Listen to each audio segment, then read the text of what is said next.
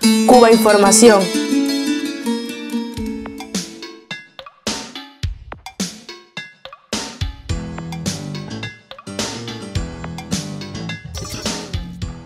Cuando el vicepresidente de Información de Prensa Latina me da la cobertura a Venezuela a principios del 2017, yo estoy muy pocos meses de haber regresado de Siria, de haber regresado de la guerra, y recuerdo que medio en broma, medio en serio, le digo, wow, me vas a mandar a un lugar complicado. Y me dice, no, Venezuela está tranquilo, verás que no es conflictivo.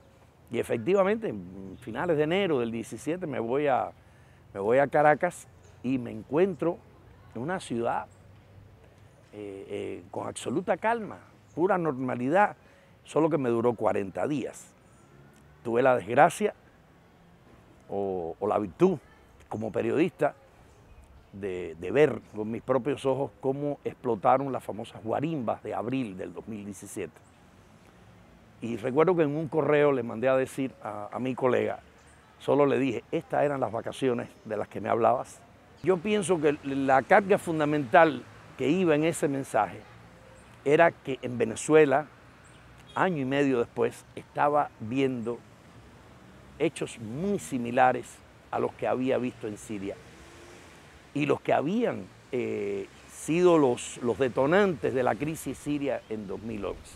Vi quemar personas vivas, vi apedrear personas, vi dar fuertes golpizas solo por tener una diferencia política. Yo estaba allí, en el momento fue a escasa distancia de donde vivía, de donde lanzaban las botellas de agua congelada contra las marchas chavistas, murió una persona.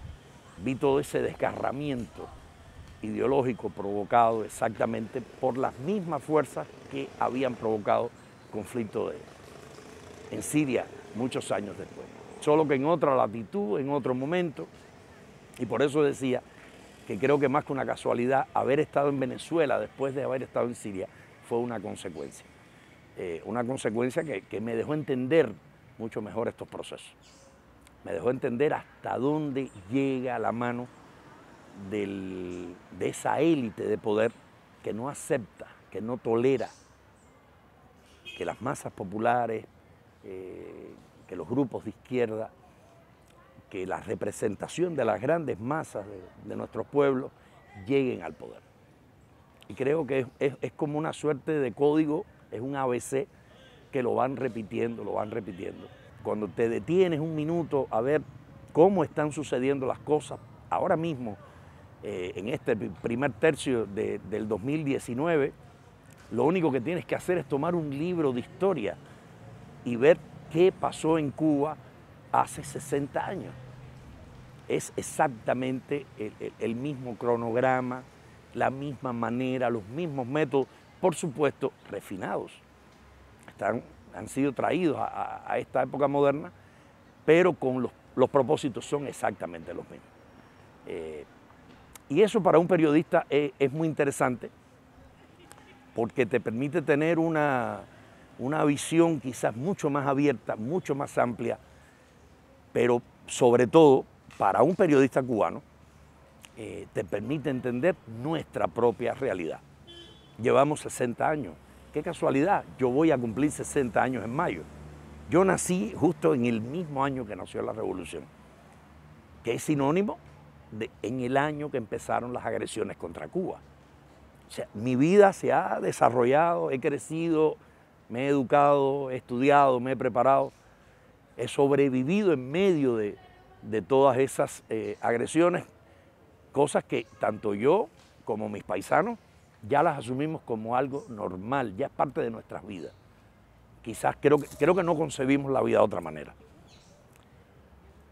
Pero cuando vemos que le está sucediendo a otro, es cuando realmente empezamos a tomar conciencia de la connotación que tienen estos hechos.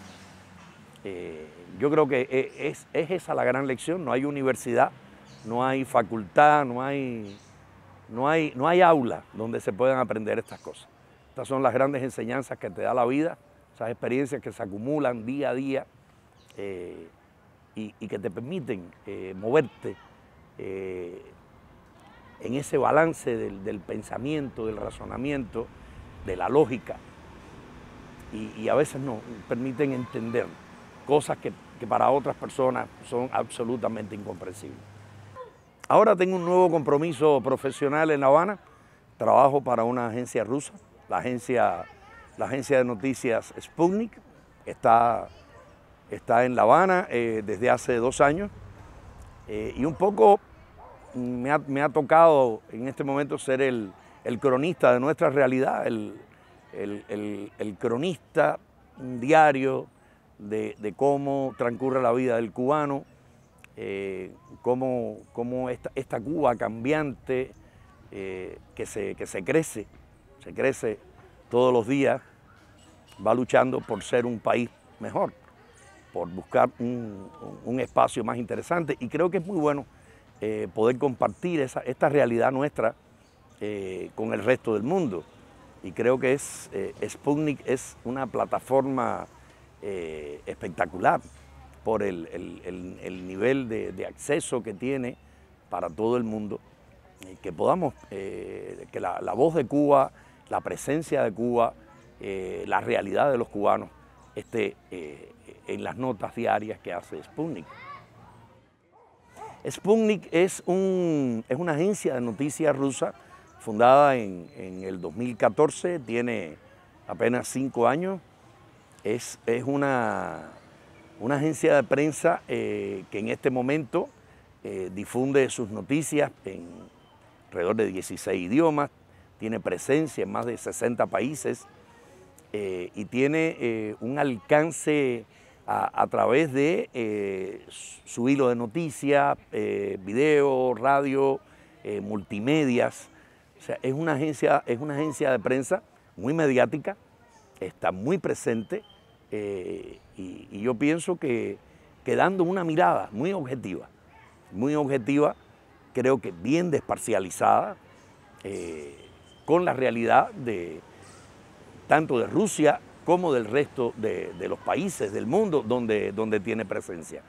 En América Latina, por ejemplo, la presencia de Sputnik es significativa, está prácticamente, hay corresponsalías en todos los países de América Latina, también hay presencia en Centroamérica, en Estados Unidos, Europa, Asia, en fin, tiene una cobertura muy completa del diario acontecer noticioso que vivimos a diario y se empeña un poco en eso, en transmitir la verdad, a través o a partir de la verdad, transmitir ese mensaje al mundo. El mundo está dominado por 5 o 6 megaconsorcios informativos que dominan prácticamente la información del mundo. Estar al margen de estos grupos o de estos grandes grupos de poder en los medios de comunicación y llegar a la gente, llegar a millones de seres humanos con un mensaje objetivo, concreto, real, creíble, yo creo que es una excelente manera de enfrentarlos.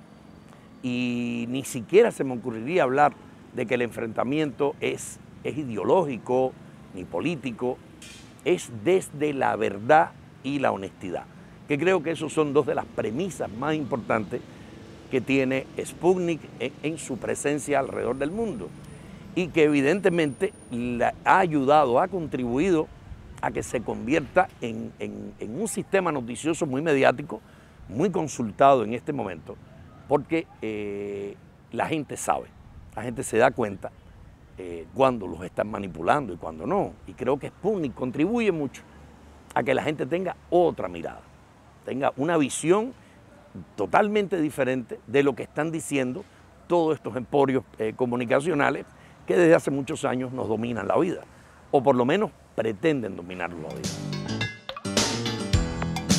Prensa Latina, a mí siempre me resulta recurrente, pero además inspirador, el eslogan que por 60 años, que está a punto de cumplirlo en junio de este año, la agencia informativa latinoamericana Prensa Latina. Su gran eslogan es al servicio de la verdad. Y es un ejercicio noticioso que por 60 años ha ha ido imponiendo, lo ha ido imponiendo, pero lo ha ido imponiendo desde la calidad de sus despachos, desde la honestidad de sus corresponsales y sus redactores, y le ha ganado un prestigio. No es una agencia con un gran capital, no es una agencia con grandes recursos, pero creo que tiene el más importante de todos los recursos, que es la honestidad, es el hecho de difundir noticias que son contrastables, que son objetivas, que son reales. Cuenta nuestra verdad, es un poco la voz de los que no la tienen. Esa voz que muchas veces se le quita a nuestro pueblo, y Prensa Latina se ha convertido como una suerte de caja de resonancia del espíritu de nuestros pueblos de América Latina. De ahí su nombre, Agencia Informativa Latinoamericana Prensa Latina, aun cuando muchos insisten en presentarla como la agencia de noticias cubana, pero va mucho más allá. Prensa Latina tiene un espíritu más integrador, un espíritu mucho más continental, un espíritu que va dirigiendo su mirada siempre a nuestros pueblos, a nuestra gente. Hasta el 2016, Prensa Latina era la única agencia occidental que estaba acreditada de manera permanente en Siria. Y no fue por gusto. O sea, la decisión del gobierno sirio de aceptar la presencia de Prensa Latina no fue por gusto. En ese momento, Siria, y es algo que yo he explicado siempre, Siria no solo enfrentaba una guerra militar, ni una guerra económica, ni siquiera la guerra diplomática y política que se le estaba haciendo. Estaba enfrentando, además de todo esto, una guerra informativa. Había más de 1.200 medios alrededor del mundo satanizando la realidad siria. Era un poco lo que hoy vemos que está sucediendo en Venezuela. El hecho de que Prensa Latina fuera la única agencia de prensa occidental, estar acreditada de manera permanente, convertía a su corresponsal, te adelanto que yo fui el 6º corresponsal en llegar a Damasco. A mí me antecedieron 5 compañeros y todavía hoy se sigue manteniendo esta oficina, se sigue manteniendo el flujo informativo. Pero toda esta situación que había alrededor de nuestra presencia me convenció que más que informadores, más que comunicadores, nos estábamos convirtiendo en referentes. A mí me llamaban de los lugares más impresionantes. Me llamaban de agencias, no quiero particularizar ahora una u otra, pero me llamaban de Europa, me llamaban de Estados Unidos, me llamaban de América del Sur, actualizándose. Y yo recuerdo que en más de una ocasión yo siempre les preguntaba, ¿cómo conseguiste mi teléfono? ¿Cómo sabes mi nombre? Y entonces la respuesta se repetía, es que eres el único que estás allí. Y entonces para mí ya tenía como una doble connotación, tenía un compromiso oficial, un compromiso profesional, no solo con Prensa Latina y con Cuba. De pronto descubrí que tenía un compromiso con la vida. Tenía que esmerarme en contar la verdad, mi verdad, lo que yo estaba viendo, lo que yo estaba tocando con las manos, que no se limitó solo a Damasco. Compartí en frentes de combate, estuve en trincheras, presencié actos de guerra, vi destrucción, compartí con personas dañadas por el terrorismo. O sea, todas esas historias se fueron convirtiendo en vivencias, vivencias que quedaban en blanco y negro en cada uno de los despachos que hacíamos. Pero eso también me obligaba a hacerlo mejor, porque sabía que aún cuando los medios estaban mintiendo, sabían que detrás de cada despacho de Prensa Latina había un mensaje verdadero. Yo recuerdo que yo tenía días en Damasco, salía a la calle, yo en Damasco no vivía en una condición especial, o sea, vivía en un apartamento, en un edificio donde vivían sirios. De hecho, yo era el único extranjero, tenía que ir al mismo mercado, tomar los mismos buses. O sea, estaba viviendo el mismo riesgo que vivía la población de aquel lugar. Y yo tenía días que llegaba, por ejemplo, y abría la internet cuando tenía luz eléctrica, Y yo me impresionaba, porque leía bombardeos en tal lugar, y yo leía y yo decía, hello, yo acabo de regresar de ese lugar, allí no pasó nada, o el ejército reprimió. Y yo decía, yo vengo de ese lugar y allí no había nada, no había sucedido nada. O sea, cómo fueron mediatizando toda la información, cómo la iban manipulando. Y el hecho de poder ser un testigo presencial, un testigo de primera mano, y yo creo que más que un testigo, un protagonista. Detrás de cada uno de esos despachos que emitíamos, que emitía Prensa Latina, yo o el resto de mis colegas, era como un acto de fe. El que lo leía decía, aquí está la verdad. Y fue muy interesante. Yo cuando me regreso de Siria, que ya vengo regresando a La Habana, hice una breve estancia en Beirut, en el Líbano, que estábamos a, no sé, una distancia muy corta, 100 kilómetros de distancia de este escenario trágico de guerra. Y hice también una breve estancia en París, pero fueron suficientes. Fue suficiente para cuando llegaba a los lugares y me presentaban y decían, es un periodista cubano, ¿de dónde viene? De Siria. La gente quería saber. Había como un hambre de información. Y yo de alguna manera lo disfrutaba, porque decía, la gente está esperando oír algo diferente. La gente necesita oír algo diferente. Y yo creo que ese fue para mí en lo personal, y a la altura de más de 30 años de ejercicio de mi profesión, donde he visto muchas cosas, porque Siria no ha sido el único escenario complicado. O sea, he tenido la opción de trabajar en otras situaciones, pero Siria quizás fue la mirada más estremecedora que pude tener con relación a la vida, pero también creo que Siria fue la manera más inmediata de acercarme a una realidad que está encima de todos nosotros, que muchas veces no nos percatamos y que es la que realmente nos tiene en peligro como especie humana. Algo que, como ya te contaba hace un rato, lo pude constatar apenas año y medio después, cuando llegué a Venezuela, que me encontré el mismo escenario.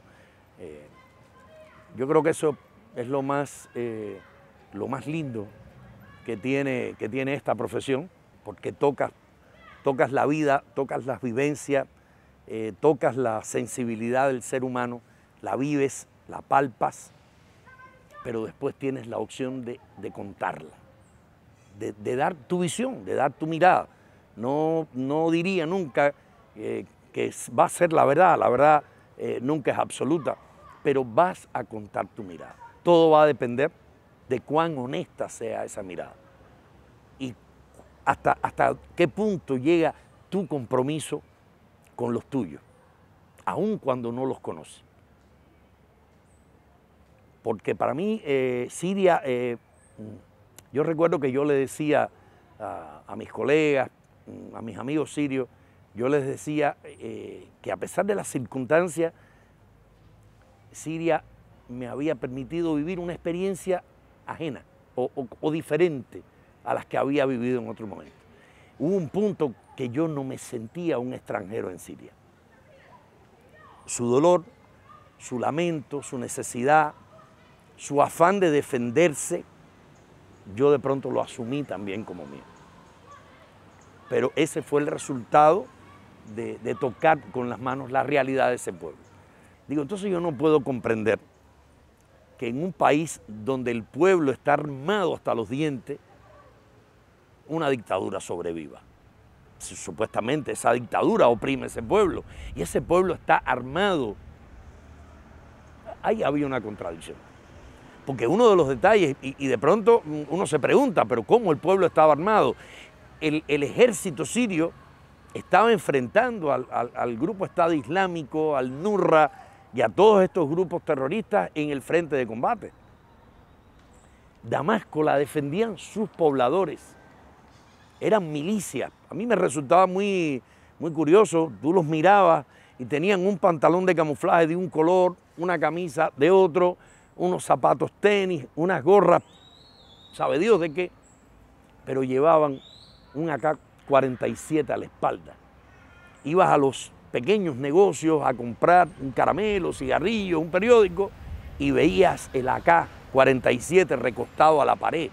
O sea, en el tiempo de descanso de la vigilancia se trabajaba, era el pueblo, eran las milicias populares quienes cuidaban la ciudad. Y entonces a mí me resultaba muy incongruente que un pueblo armado prácticamente en su totalidad le permitiera a una dictadura sobrevivir. Había una lealtad, definitivamente, más de 8 años de guerra lo han demostrado. Lo han demostrado y siguen demostrándolo todos los días y nos queda la esperanza que muy pronto ese país vuelva a ser un país libre, floreciente como lo fue. Solo que el escenario de guerra está cruzando el mar. Está cruzando el mar y lo estamos viendo mucho más cerca de aquí.